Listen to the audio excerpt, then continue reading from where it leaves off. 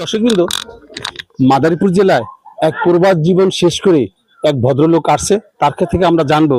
আমি মুজাফফর ভাই তাকে আজকে পেয়েছি, আপনাদের মাঝে তার কিছু গল্প শোনাবো।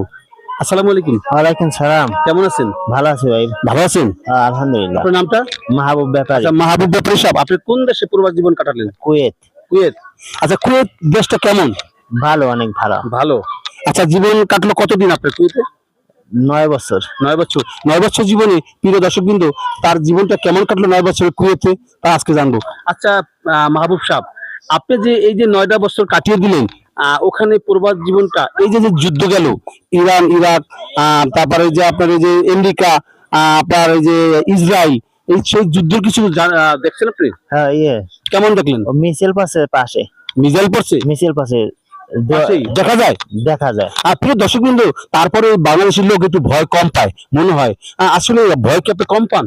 কমই পাই। বাঙালিরা বেশি একটু ভয় কম পায়। আপনারা দেখতে পাচ্ছেন, আমি মুজাফফর এটাই জানবো, বাঙালিরা যেখানে যায় 14 হাত মারি নিচে গেলেও সেখানে পাওয়া যায়। কেননা মিজাইল দেখতেছে, তারপরে নাকি সেই মাহবুব সাহেব আপনি ভয় পাচ্ছেন না। আচ্ছা মাহবুব সাহেব, এই যে আপনি ভয় পেলেন না, এটা কারণটা কি? বাঙালিরা ভয় পায় না, তাই তো? বাঙালি কমই ভয় পায়। ভয় পায়। আচ্ছা, আপনার এই প্রবাস জীবনটা যে কেমন, আপনার বেতনাদি ওখানে চলে কেমন? চলে 30-40 হাজার এরকম?